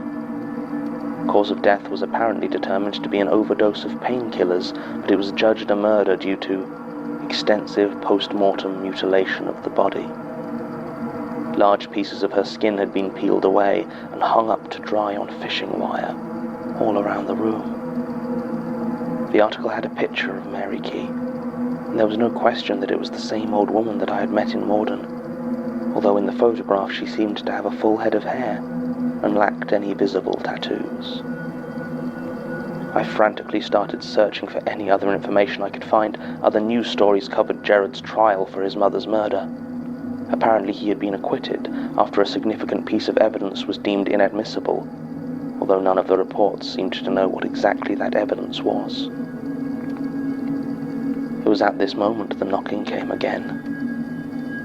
Jared had returned. I opened the door. I thought briefly about not letting him in, but I knew he'd wait there as long as he needed to, and I couldn't think for the reek of ozone that penetrated every one of my senses. I could not hide the terror on my face as he entered, but if he noticed the change in my demeanor, then he didn't react to it. He simply handed me an envelope filled with cash. I didn't even bother to count it before handing him the book. He looked at the title, then flicked through it very quickly, before laughing just once and nodding, apparently to himself, as though he'd just come to some sort of decision. I had expected Jared to leave immediately, but instead he walked over to my metal waste paper basket and placed the book inside. He reached into his jacket pocket and pulled out a bottle of lighter fluid and a box of matches. Within a few seconds the book was ablaze and the smell vanished almost immediately. Even as my head began to clear, I felt like I had to ask him why. But he just shook his head. My mother doesn't always know what's best for our family. That was all he said before picking up the waste paper bin, now full of gently smouldering ashes. I warned him it would be too hot to hold, but he shrugged and said he'd had worse. Then Jared Key left, and I never saw him or the book again. Statement ends. If I never hear the name Jürgen Leitner again, it will be too soon. I suppose it was too much to hope that we'd finally dealt with all that remained of his library after the incident in 1994, but it would have been useful if Gertrude had at least thought to add this statement to the current project file. Who knows how many other statements are in here that might deal with his books or other currently active Institute projects. If my luck thus far is anything to go by, then I'd say it is unlikely this was an isolated example. The more I discover about this archive, the more it seemed Gertrude simply took the written statements and threw them into these files without even reading them. Given that she was head archivist for over 50 years, then this might be a bigger job than I originally thought. Regardless, most of the verifiable details in Mr. Swain's account seem to match up with our own researches. Martin couldn't find any records of Ex Altiora as a title in existent catalogues of esoteric or similar literature, so I assigned Sasha to double-check. Still nothing. Is it possible Mr. Swain got the title wrong? It seems unlikely, given the simplicity of it, and the occurrences he describes certainly sound like they could have been due to the proximity of a true Leitner tome. Still, all the other books from his library have been custom editions of known texts on demonology or the arcane.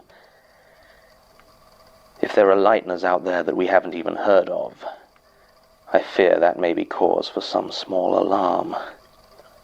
Useful details for follow-up are few and far between, however. Donation records at the Oxfam charity shop in Notting Hill Gate only have anonymous donations listed for books in October-November 2012, and obviously none of the staff recall the book. We've also been unable to locate Jared Key at all. Aside from this encounter, he seems to have almost entirely disappeared following the end of his trial. The description Mr. Swain gives does appear to match file photos of Jared and Mary Key, and from his description it sounds like he did find his way to what used to be Pinhole Books in Morden, although it has been closed since 2008 for obvious reasons, and no new tenants moved in till 2014. There was one interesting thing Tim found out, though, in the official police report on Mary Key's death. Apparently, the drying sheets of skin had been written over in permanent marker. There was no transcription or translation of it in the report, but the language was identified to be Sanskrit. So it doesn't appear that we have any concrete leads to go on. Still, I will be bringing this up with Elias, and recommending that the search for any other missed books from the Leitner Library be made this Institute's highest priority. Jürgen Leitner has done the world enough harm, and we must pursue all available avenues to ensure that he does no more. Recording ends. And so concludes episode 4. Everyone get out your notebooks, because this is the most important episode we've had thus far. If you remember, the only evidence of Jürgen Leitner on the internet was an eBay listing for a book, and that book was bought by G.R. Bookworm 1818. And we can make a pretty good guess of who G.R. Bookworm is, as if you recall, the last archivist working at the Magnus Institute was called Gertrude Robinson. And the fact that the Magnus Archive was established in 1818, like, this has gotta be her. She's a bookworm, it's GR, everything's lining up. Clearly, Gertrude Robinson is on the lookout for Jürgen Leitner's books. Why? We don't know yet. But this Jürgen Leitner fella, now he's important to a few episodes in the Magnus Archive. I've only gone through 20 episodes. The first 20 episodes I've watched, and he comes up in this one and the librarian episode. Obviously, because it's to do with books. So I want you to keep Jürgen Leitner, Gertrude Robinson, and this tattooed skin of the woman. and how it was dried out and someone put a pen to it. This is important later because I think it relates to another episode that has nothing to do with these Jürgen Leitner books. Anyway, S tier, this is the first episode where we'll start to see an overall arching narrative. Straight off the bat, true. Without a shadow of a doubt, this episode is true. There's no doubt about it in my mind. This has got to be true, as Dominic tells us of Jürgen Leitner, and in another episode, a man tells us about Jürgen Leitner through another very mysterious means. That those two are cooperating and they've never met each other. But we still have like a lot of unexplained things that happen in this. Like, Mary is clearly dead already, and this must be some kind of ghost or spirit or apparition. So something's happened there. Either through the power of the book that Mary has, she is allowed to kind of appear in front of Dom and talk to him, or through the power of Dom's book, he's allowed to see Mary and talk to her. But I don't know. It's very unclear. I need to think about it a bit more in my mind. So yeah, first mystery, how are we able to see Mary, is either something to do with the books, or something to do with her murder and the tattoos on her skin. The next mystery is Jared. Jared, I believe, made some of the illustrations inside of these books. Dominic was absolutely enraptured by this painting that Jared had made, the picture of the eyeball, and how he felt like he was going into it, much like he felt like he was going into it with the illustration of the night sky. My theory is, okay, this is completely... Everyone, remember, this is a theory, not fact. I'm just speculating, okay? Got it. We're told that Jürgen Leitner often went to Pinhole Books, managed by Mary, and possibly with some help of her son, Jared. So, what I'm thinking is, Jürgen Leitner brought the books over, the completed books, and he was like, can you do some of that wizard shit that you do with your paintings? And put them in there? I think Mary was getting Jared to paint these, and that's why he's kind of like smiled. Oh, I remember this one. This is the one with the fucking weird-ass painting that keeps sending you to back in your horrible past. Oh, I remember this one. Anyway, let me burn that now. I don't know, I found that really funny. So I think Jared had some hand in making these books. He's burning the books, maybe because he regrets what he did, I'm guessing. I mean, his mother died, and he was accused but acquitted because of inadmissible evidence. And I think that we'll see how she was murdered in a bit. So I really don't think that Jared killed his mum, okay? There you go. So I missed out a little bit, so I'll tell you that bit now. So the last seller says that she knew about Jürgen Leitner. Apparently, he was a big name in the literary scene in the 1990s. He was a Scandinavian recluse that custom-bound books. He disappeared in 1995, and no one's heard of him since. Okay, we got that out of the way, that's good. So yeah, I think it's unequivocally true. There's no doubt about it in my mind. Great episode, loved it. On to the next one. Episode 5. Thrown Away. Kieran is a refuse collector for Waltham Forest Council, whose crew comprised David, Matthew, and Alan. On an undisclosed date, the bin men found a bag of assorted doll heads in a bin bag outside of 93 Lancaster Road. The heads appeared as if though they were dragged across the rough concrete. Alan was greatly amused by this, and the group kept an eye out on the house afterwards. A few months later, they found another strange bag outside of number 93. This bag was full of long strips of paper, about 1 inch across, with the Lord's Prayer written on in Latin and singed slightly on the edges. The third bag was the one that really changed things. It was a fortnight after the one with the prayer paper in it. As we approached 93, I noticed there was another bag sitting next to the bin. The others clearly noticed as well, as everyone went very quiet. The first two had been the only times there had been rubbish bags at the house that weren't in the actual bin itself, so there was little doubt in my mind that this was going to be more creepy trash. Alan turned the engine off as we pulled level with the house and got out. Whatever was in this one, he was going to see it. The bag bulged, just like the others, but had a bumpy sort of look to its surface. We all stared at it for several seconds before I realized that the others were waiting for me to pick it up. I'd picked up the others, and apparently this was how it was done now. It almost felt like a ritual. I walked over and lifted it off the ground. It was heavier than the last one, and as it moved it made a sound like shifting sand or gravel, or maybe more of a rattle. I started to carry it towards my colleagues to open it, when I accidentally caught the bottom of it on the low brick wall at the end of the small front garden. Already filled almost to bursting, the bag tore open easily.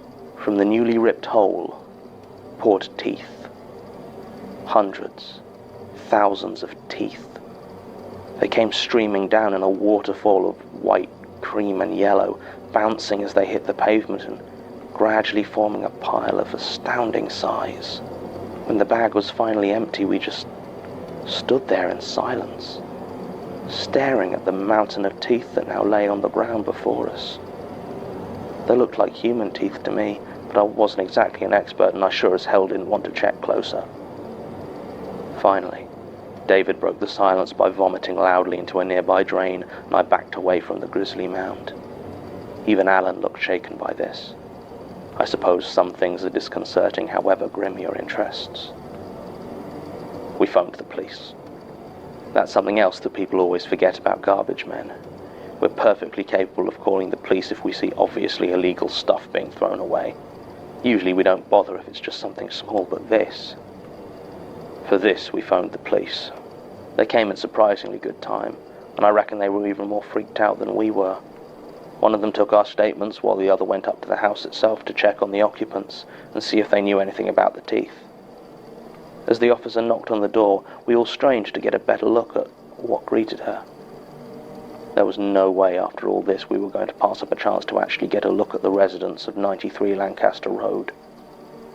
Eventually the door opened, and an old woman stood there, blinking in the early morning sunlight and clearly slightly alarmed to see the police.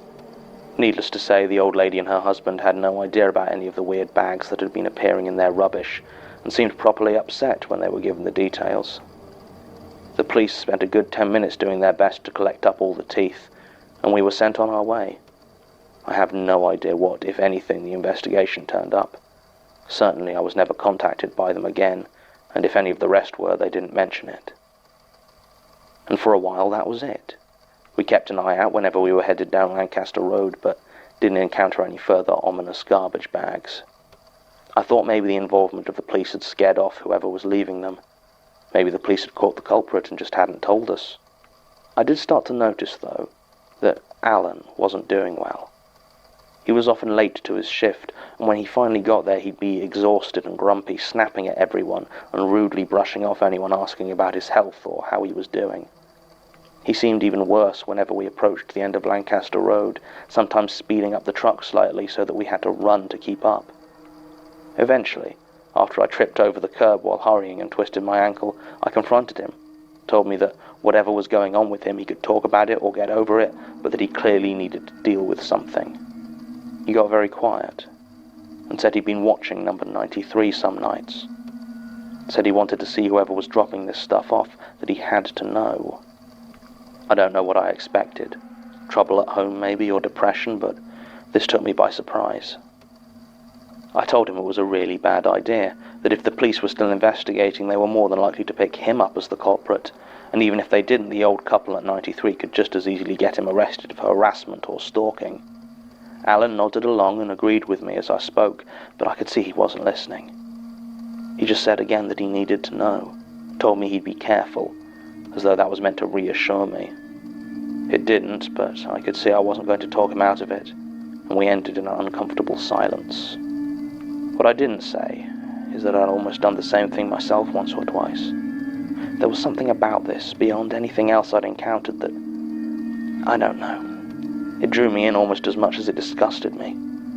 Almost, but not enough to do anything. And if I needed any further convincing that leaving it alone was the right decision, I only needed to look at Alan. As time went on, the bags under his eyes deepened, and I'd watch him down half a dozen energy drinks over the course of a morning just to get through his shift. I could have said something to our manager, but even then Alan was still my friend, and I didn't want to be the one to get him in any sort of trouble. Eventually, though, it came to a head anyway. Alan fell asleep at the wheel of the truck and drove it into a parked car. No one was hurt and the truck was going too slowly to do any real damage, but at that point it was enough to get him fired. We were sad to see him go, but to be honest, by the end of it he'd become quite unpleasant to be around, and no one shed any real tears over it. We got a new member of our crew, a kid named Guy Wardman, and life continued in relative peace. For a while, anyway. Then, on the 8th of August last year, at 2:09 in the morning, I was woken up by a text message from Alan. It said, "Found him." I texted him back immediately. What had he found? Was it whoever was leaving the bags? Had he brought another one? No response. I texted Alan again to ask if he was okay. I sent that text a lot of times, but never heard back. I tried phoning him, but nobody answered. As the minutes stretched to hours, the worry that had been growing in my gut settled into a grim certainty, and I knew that Alan was gone. I also knew that I had to go to 93 Lancaster Road and see for myself. I got my coat and headed out into the night. I walked slowly, with a kind of reluctance, so the sky was starting to get light by the time I arrived. I knew what I'd find when I got there, and I was right. There was no sign of Alan, or of whoever he might have seen. There was, however, a new rubbish bag sitting there in its usual place. It was full, and this time the top of it had been tied off with a dark green ribbon, arranged in a bow like an old-fashioned Christmas present. It bulged in much the same way as the last one. I picked up the bag, which turned out to be quite light, and I took off the bow. Opening it, I saw shifting white, and for a second I was sure it was more teeth. Looking closer, though, I saw the truth. Packing peanuts. Polystyrene packing peanuts, enough to fill the bag to capacity. I almost felt relieved, until I realized there was something else in there. Something making it heavier than a bag of polystyrene should be. I closed my eyes and reached in, expecting to find something horrible inside. My hand closed instead around cold metal, and I drew out a fist-sized lump of, I think it must have been copper or bronze. It had been roughly carved into the shape of a heart, but like a real heart, not like a Valentine's one. It was cold to the touch, like it had just come out of a freezer, and it almost stuck to my skin. Engraved on the side was the name Alan Parfitt, the letters carved in with machine-like precision. That was the last sign of Alan I ever found. As far as I'm aware, he's never been seen since. I gave the lump of metal to a friend of mine who works the medical waste run and owes me a favour. I asked him to throw it in with a shipment, as the medical incinerators burn hotter than any I have access to, and I figured that was my best shot at getting rid of it properly. I still work the Lancaster Road route, but since then there haven't been any more weird bags turning up at 93. Mostly I've just tried to forget about it. Statement ends. It's nice to have a statement where most of the particulars are easily verifiable. It comes with shorter supporting statements from David Attire and Matthew Wilkinson confirming the contents of the first 3 bags, as well as the details of Alan Parfitt's behaviour prior to his termination from the employment of local government. In an uncharacteristic example of actually dealing with modern technology, my predecessor had the good sense to make a copy of the final text conversation between Alan Parfitt and Mr. Woodward. I had Martin conduct a follow-up interview with Mr. Woodward last week, but it was unenlightening. Apparently there have been no further bags at number 93, and in the intervening years he has largely discounted many of the stranger aspects of his experience. I wasn't expecting much, as time generally makes people inclined to forget what they would rather not believe, but at least it got Martin out of the Institute for an afternoon, which is always a welcome relief. Sasha had more luck following up with the old police reports. Alan Parfitt was reported as a missing person by his brother Michael on the 20th of August 2009, and his location remains unknown. The bag of teeth is also corroborated by the police reports of police constables Suresh and Altman, though they can provide no further details as they never made an arrest or even located any suspects. The medical report on the teeth themselves does give one puzzling detail. The teeth were confirmed to be human, but more than that, as far as the examiner was able to determine, They were all in different stages of decay and didn't match any available dental records, but all 2,780 of them were the exact same tooth. End recording. Another decent episode. I mean, it's not one of my favorites, but still pretty good. It's not the goodest, it's not the baddest, but it's good, it's decent. So I'm going to put it at A because I'm running out of space. So yeah, another very good episode. Not a lot I can do here, I'm afraid, with theory crafting. I honestly have no idea what we're dealing with here. Mystical Trash Man is my guess. We've got Danny DeVito going around putting all of his multiple junk everywhere. I'm bewildered.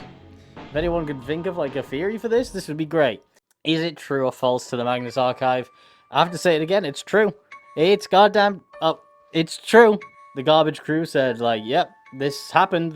The first 3 bin bags had all this crazy shit in there, and Alan was starting to go crazy. And it's also corroborated by Alan's brother, who said, yeah, he's been missing. I guess the bin man got him. The bin man! Woo! So, I don't know, I can't really do any theory crafting. But please, if you got any theories of what this thing could be, maybe some...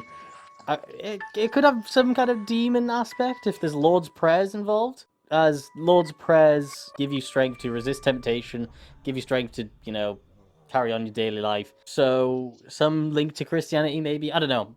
Speculating. Please, give me a hint in the comments below if you have any. And if you can explain thoroughly, that would be epic. But yeah, not a lot of overall story here. This is kind of like a filler episode, I guess. Like, it's nice, but like, we don't get more narrative, not more overall narrative. But still pretty good. I enjoyed it. Anyway, on to the next one. Episode 6. Squirm.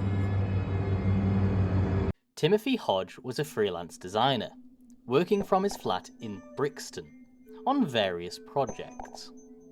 After a particularly long project, on the 20th of November 2014, he decided to go out to unwind at a local bar, the Dog Star. Around midnight, he saw Harriet Lee, an art student. She was nervously looking at the doors, but when Timothy caught her eye, she went over and danced with him, which was more like writhing than dancing. She asked Timothy if he wanted her, and he said yes. They left the Dog Star and returned to Timothy's apartment. On the walk back, Harriet continued to look around nervously and continuously scratched her arms. I was starting to suspect something was wrong and asked Harriet if there was anything the matter, anything I should know. She just insisted we head back to my place as quickly as possible. I agreed, since I figured that whatever the problem was, we could deal with it easier in my flat than on the cold streets at midnight. By the time we reached my building, she was staring over her shoulder in near panic. I followed her gaze but couldn't see anything, so quickly opened the front door and let her in. She seemed to relax a bit once we were both in the relatively warm corridor with the door shut firmly behind us. My flat was on the 3rd floor, and even though, as I said, I don't live in a bad area, I did have an extra deadlock on my door. Harriet visibly relaxed when she saw it, and more so when it was closed. The skittish glances and scratching her arms stopped almost immediately. I offered her a coffee or tea to warm up. She just asked for a glass of water, said she was feeling a bit unwell. We sat down, and once I'd fetched her water and fixed myself a coffee, we talked for a while. My instincts had been right. She was a student studying art. She hadn't been in London long, she said, was originally from Salisbury, and had been finding it difficult recently. When she left that pause, I saw in her eyes hints of that panic I'd seen on the street. I asked her to tell me what was wrong, said something was clearly bothering her and I'd like to help. She got very quiet for a few moments and then nodded. She told me she'd been mugged the night before last, although the way she said the word mugged made it sound like she wasn't sure. I just nodded and let her continue talking. She lived up an archway on a street named Elthorne Road, and had been walking home around midnight when she saw a woman lying face down on the pavement.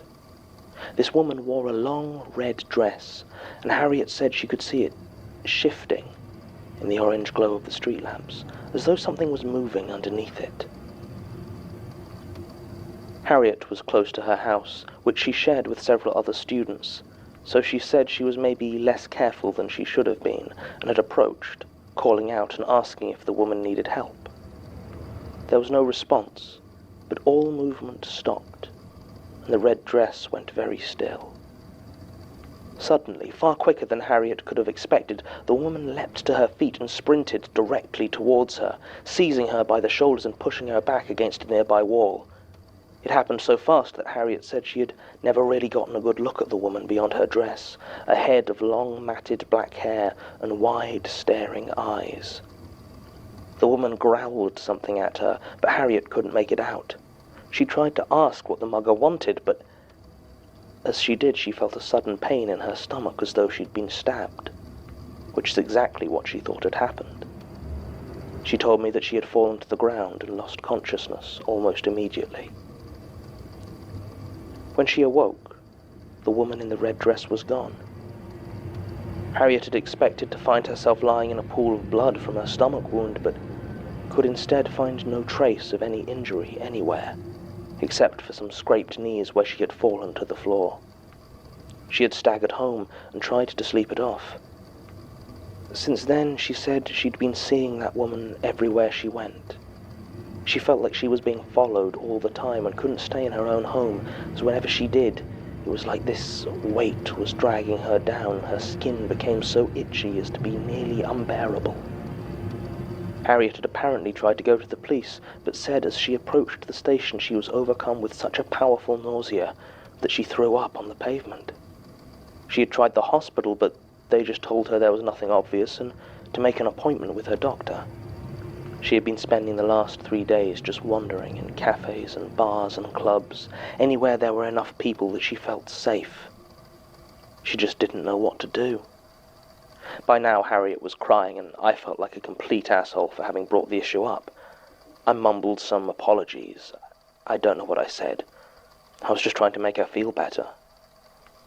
Not sure what I expected to happen, but I certainly didn't expect her to kiss me at that moment. I know, she was vulnerable, and I feel like but I swear I wasn't trying to take advantage. I asked her again and again if she was sure, but she just kept nodding and dragged me to the bedroom. I mean, we had sex. There's not much more to say about that, really. The important thing is what happened afterwards. As we were lying there in bed, exhausted, I rested my head against her shoulder. I was about to say something or other, but before I could, I felt something move. It's hard to describe exactly, but it wasn't her shoulder that moved. It was something inside it, under the skin. It squirmed ever so slightly against my cheek.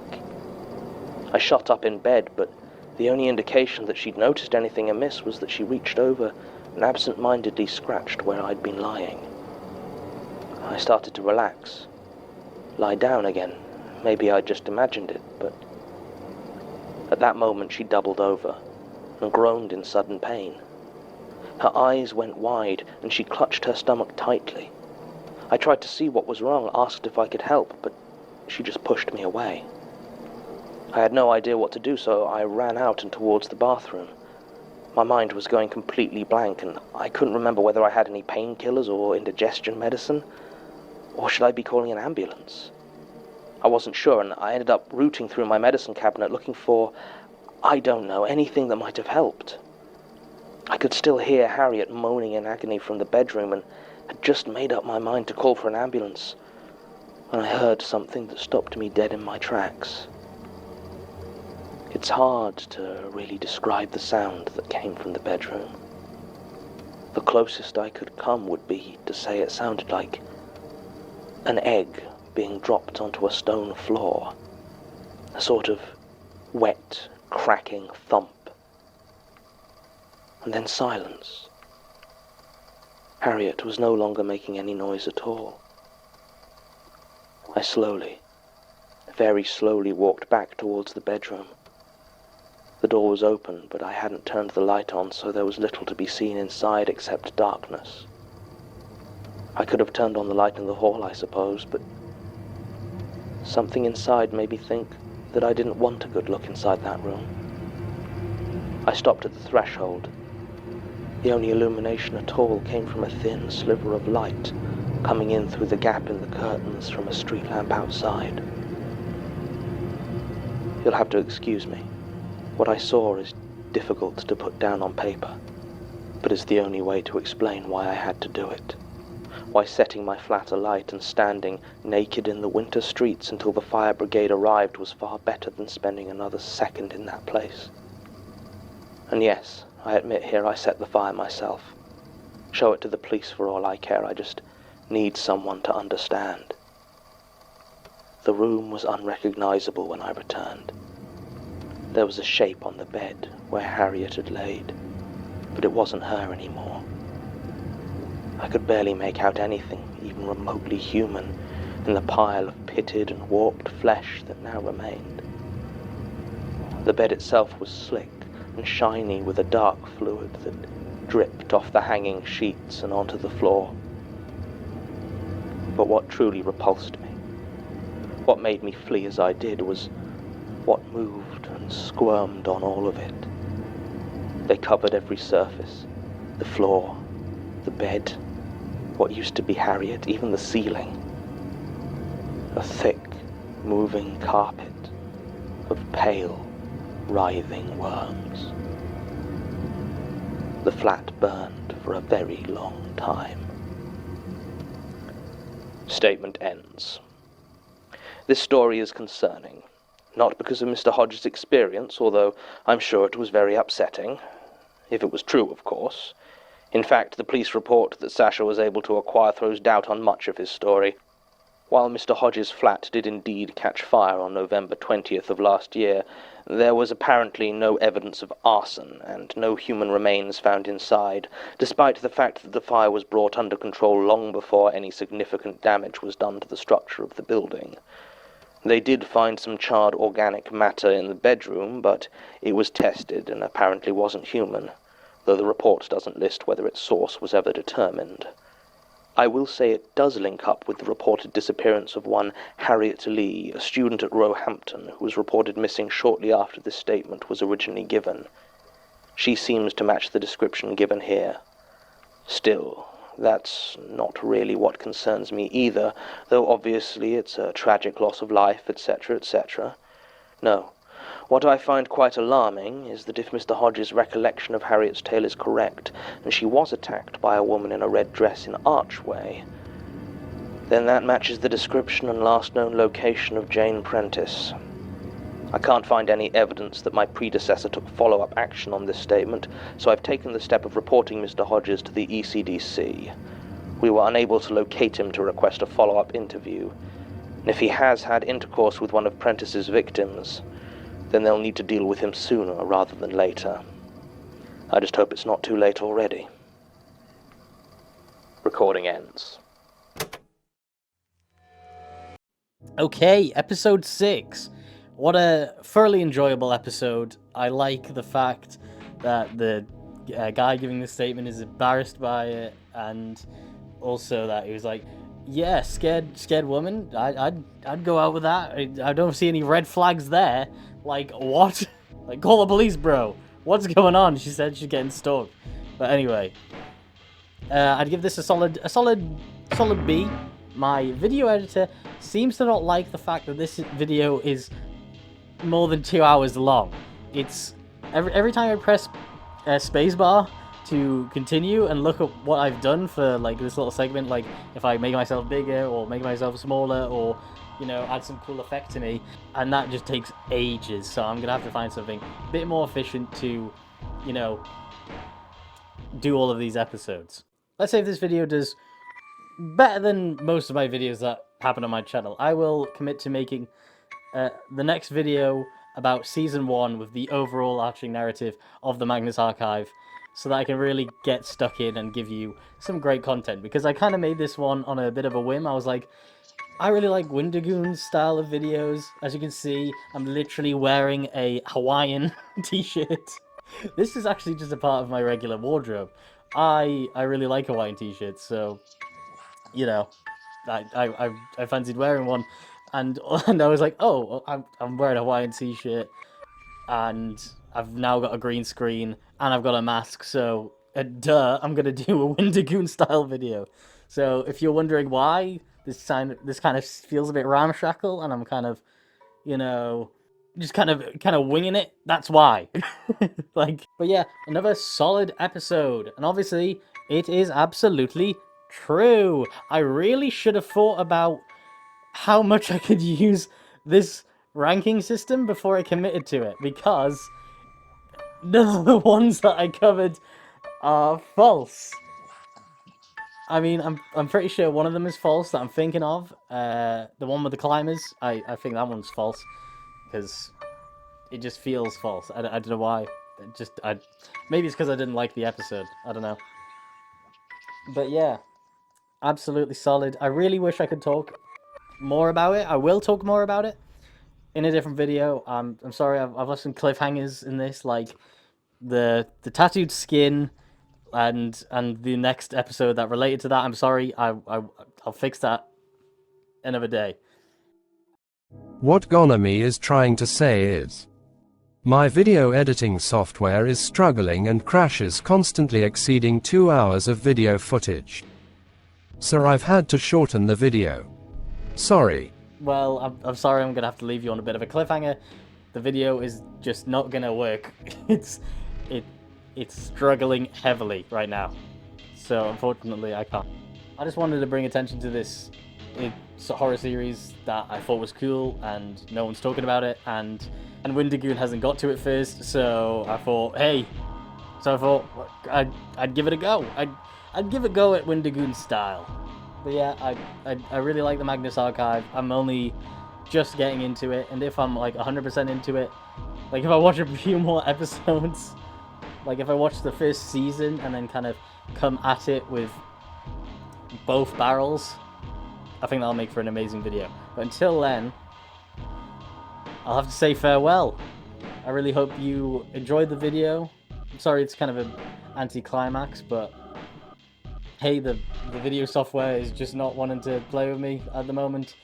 I'm really looking into other options with video editing. I use something called VSDC, and it's gotten me far, but I might need to look into a different editing software that can handle just how many layers I use. But yeah, I hope you enjoyed. I did say it might be 3 hours, and I'm sorry I can't make it 3 hours. I think my computer's dying, honestly. But anyway, thank you for watching. I'll see you later. Bye. Congratulations, you made it to the end of the video. I'd like to say a special thank you to my top Patreon members, Fabia and Bambolina. You keep my channel alive. Once again, from the bottom of my heart, thank you. Seeing as though you've stayed to the end of the video, you probably enjoy my voice. So why don't you hear me ramble a bit more with less scripted content on my second channel, Gonami Live. See you there!